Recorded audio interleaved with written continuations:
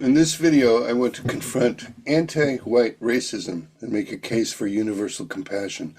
This will include a description of the field of critical whiteness studies and the kind of rhetoric it often produces. It will also address the issue of genocide and the basic psychological move that sets it in motion again and again throughout history. I'll also be pointing out that every culture, whether indigenous or developed to a state level, has a shadow. Not just so-called white culture, which is by no means homogeneous. For those who are new to my channel, my name is Michael Dwan Herrick. I'm a psychotherapist and a life coach in private practice in London. And this is another episode of Questioning Woke Psychotherapy. Everything I'm about to say, I want to anchor in a famous quote from Aleksandr Solzhenitsyn. And here it is, quote, "If only there were evil people somewhere insidiously committing evil deeds, and it were necessary only to separate them from the rest of us and destroy them.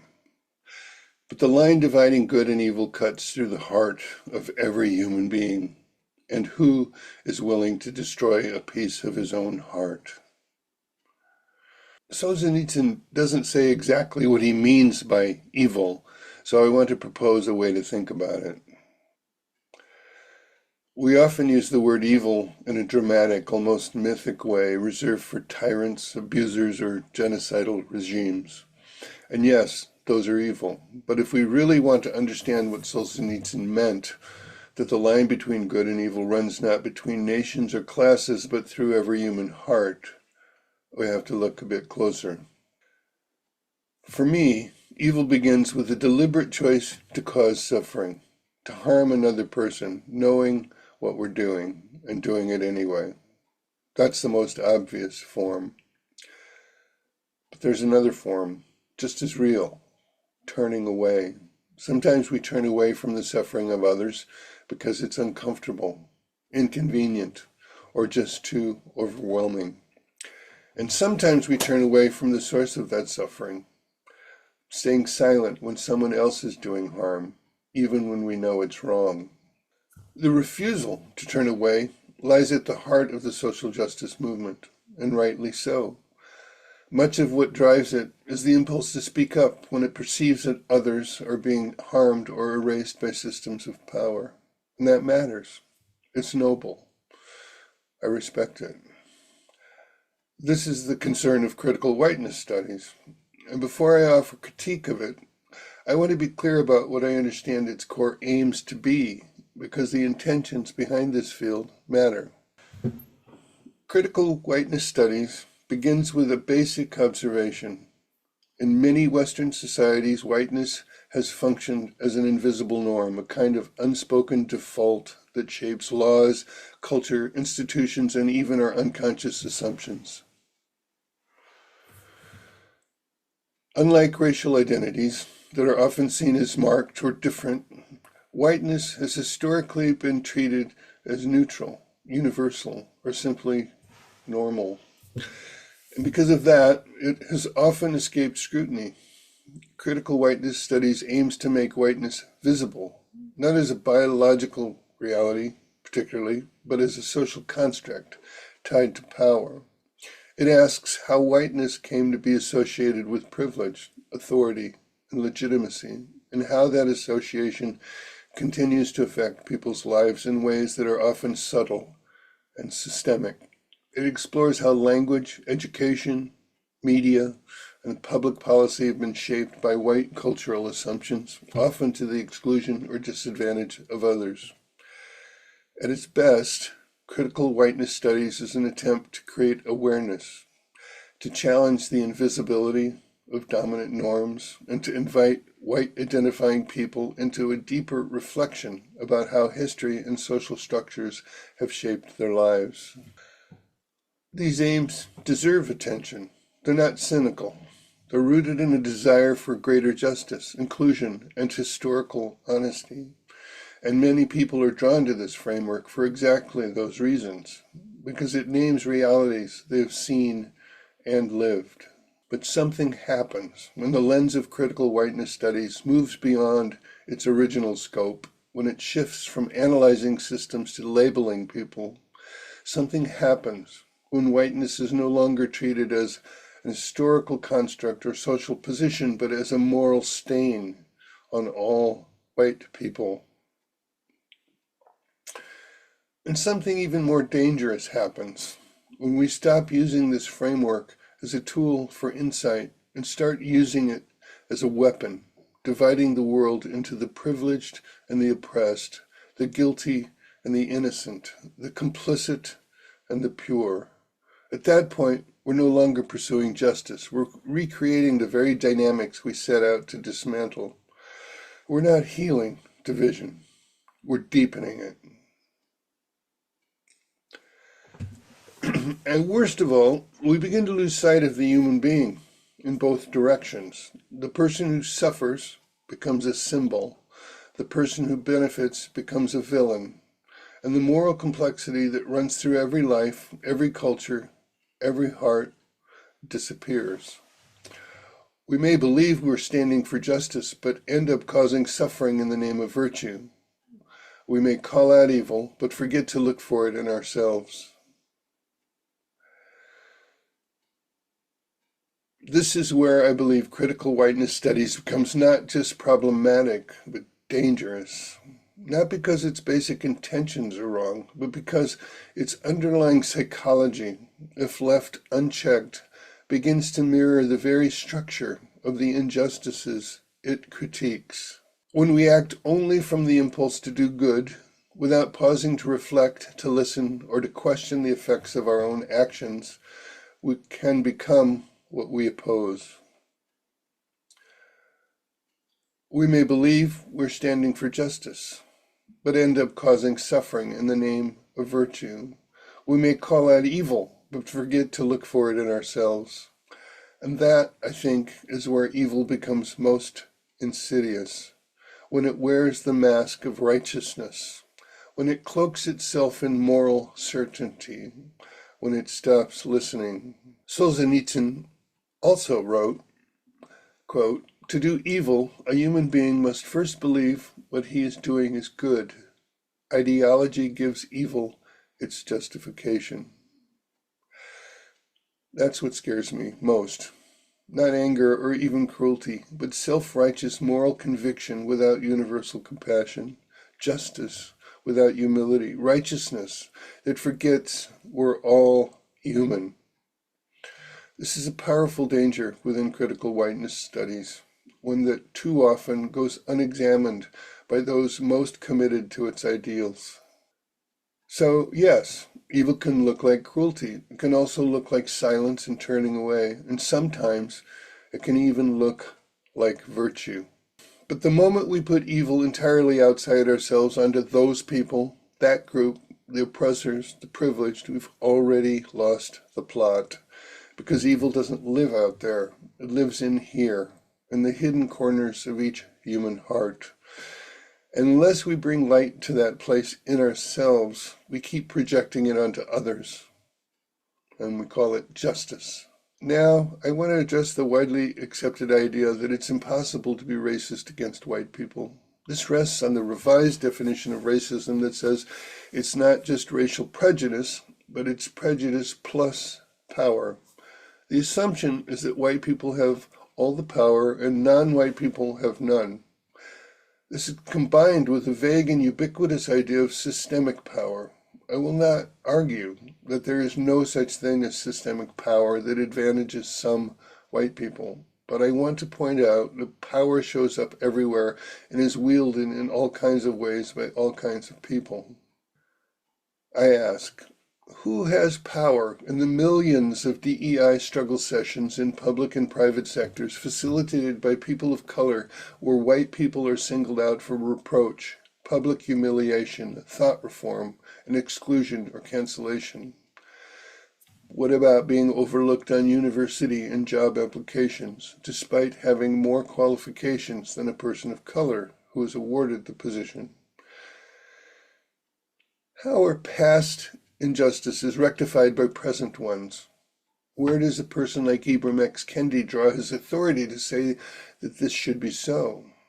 Is it the authority conferred to him by virtue of his lived experience as a black man? Is that not power? Now I want to turn to the idea of whiteness, a term that's often used as if it refers to a single coherent identity. As I mentioned earlier, whiteness is not a monolithic culture. It's not a shared history. It's not a coherent tradition. Critical Whiteness Studies uses the term as a broad, flattening category that swallows dozens of ethnicities, regions, languages, and spiritual lineages into a single label. An Irish Catholic immigrant in the 1800s wasn't treated like a white Anglo-Protestant. Neither was an Italian or a Polish miner or a rural Appalachian miner. Even Jewish Americans, sometimes grouped in, sometimes not, have carried a very different legacy, one marked by trauma, exclusion, and assimilation pressure. To collapse all of that into whiteness is to ignore reality. It erases the real cultural differences, the real class struggles, the real spiritual losses that many of these communities experienced. It assumes that because someone looks white, they must share a singular identity, or worst, a singular complicity. That's not just inaccurate, it's dehumanizing. Because in the name of critiquing power, we end up committing another kind of erasure, this time of white people's diversity, struggle, and humanity. And again, we're back to Solzhenitsyn. The line doesn't run between races or categories, it runs within all of us. Every human heart contains both shadow and light. And any system of critique that forgets that, no matter how righteous it sounds, ends up repeating the very logic of exclusion it sets out to resist.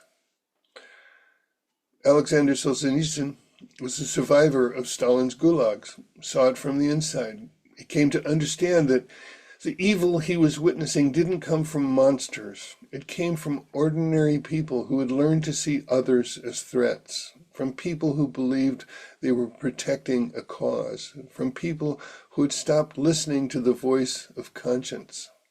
Under Stalin, millions were exiled or killed, not for what they did, but for who they were labeled to be. Mao's campaigns led to tens of millions of deaths carried out in the name of revolution and equality, not driven by racial hatred, but by the same psychological machinery, reducing human beings to ideological contaminants. Now I want to talk about what happens when we don't heed Solzhenitsyn's warning about separating the good people from evil people.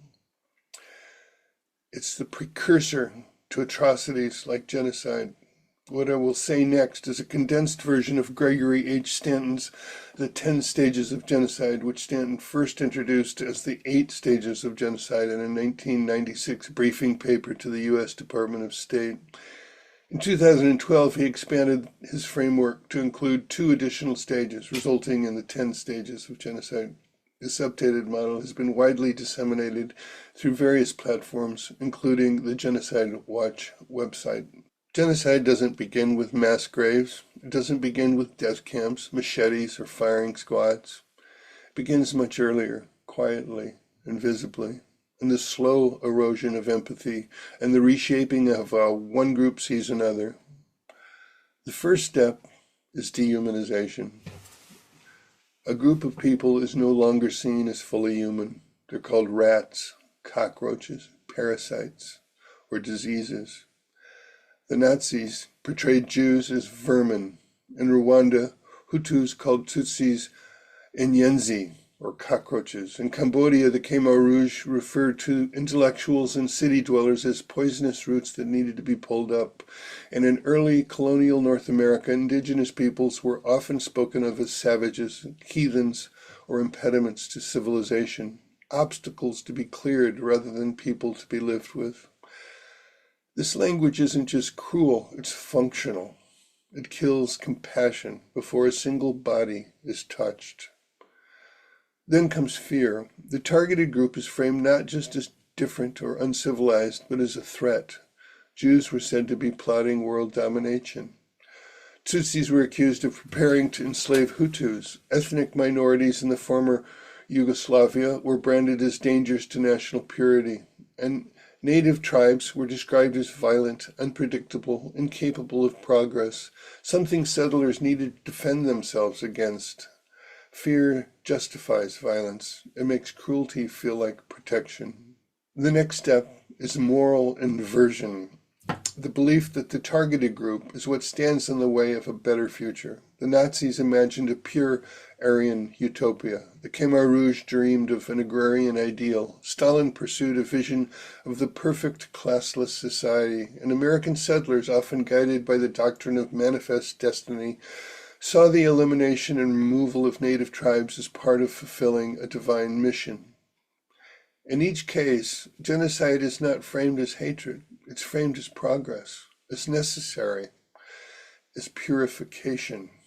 At that point, the group ceases to be seen as made up of individuals. They become a monolith. Every Jew, every Tutsi, every class enemy under Stalin, every intellectual under Mao, every indigenous tribe standing in the way of westward expansion are painted with a single brush. There are no exceptions. Guilt is assumed by identity.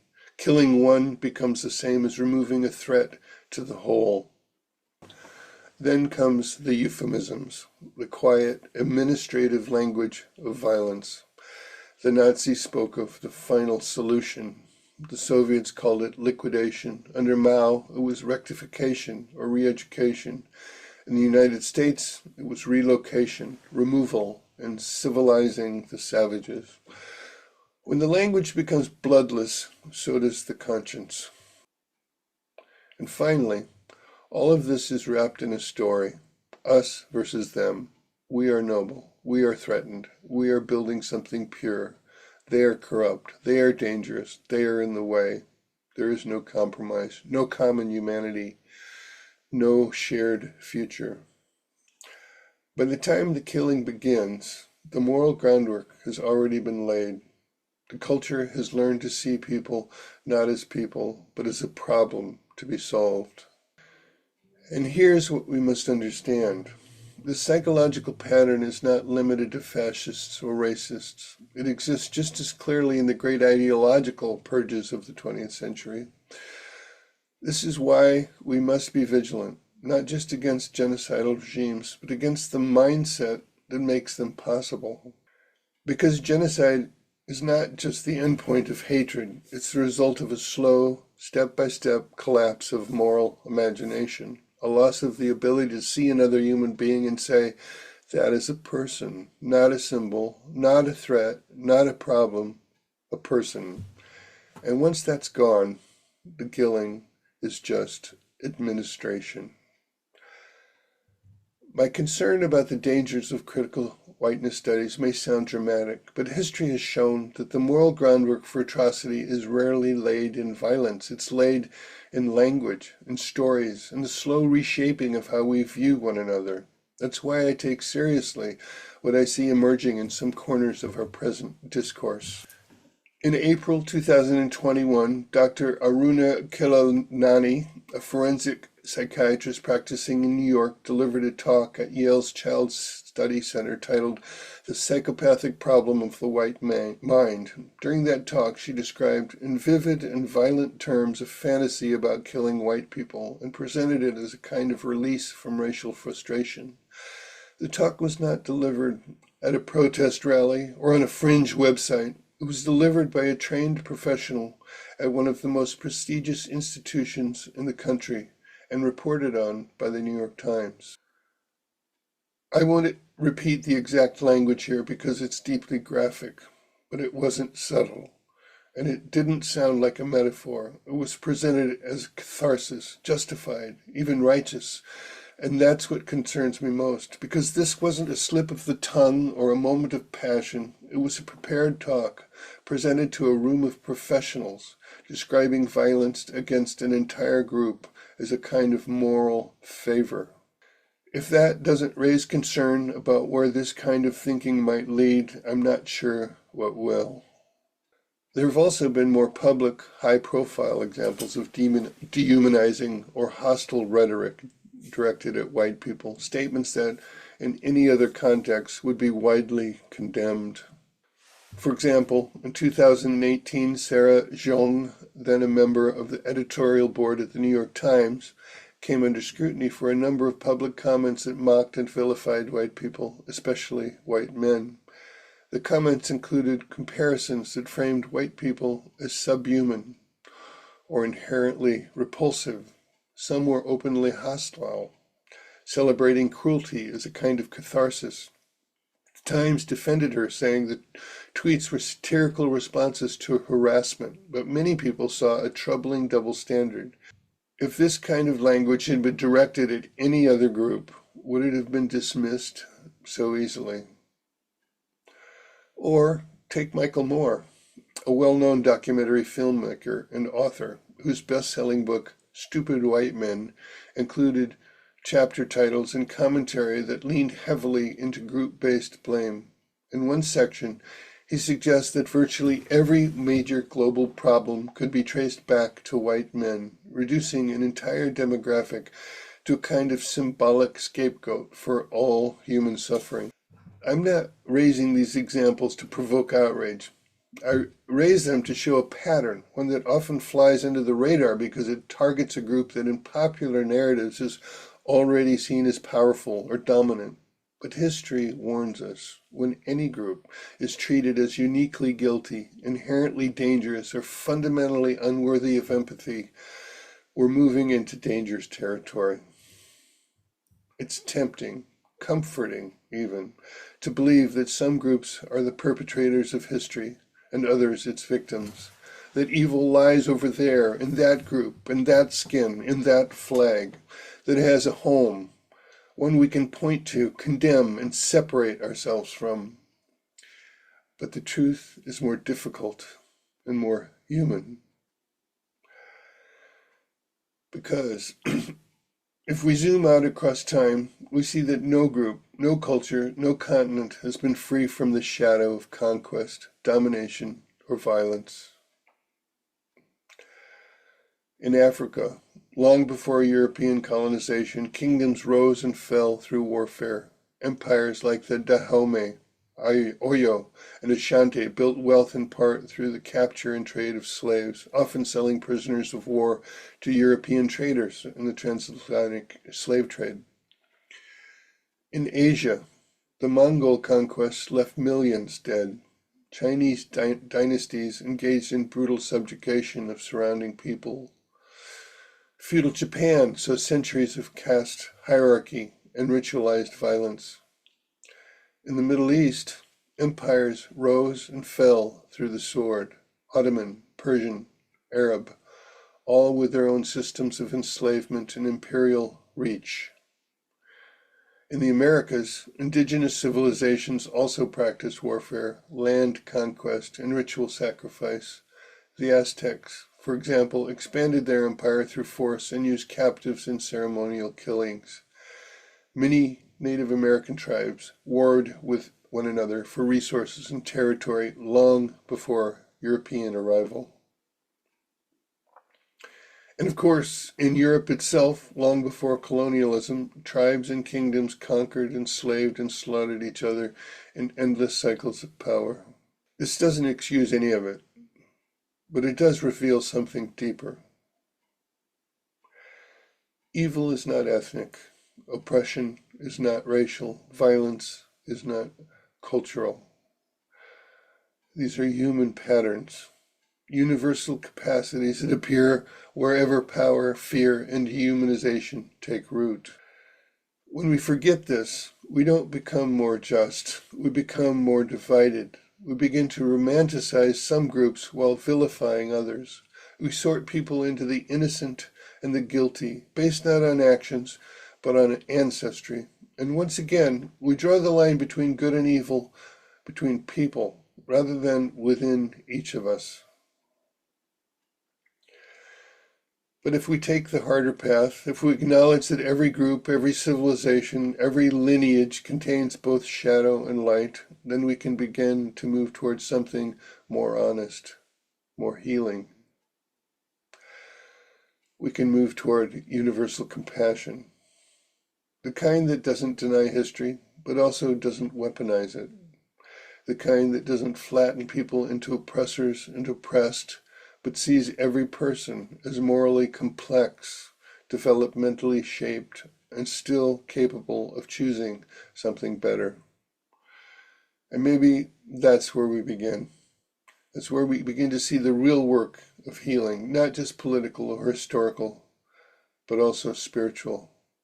Because if cruelty is a human possibility, then so is mercy. If every group is capable of harm, then every group is also capable of healing. If the line between good and evil runs through every human heart, then no one is beyond hope, and no one is exempt from responsibility.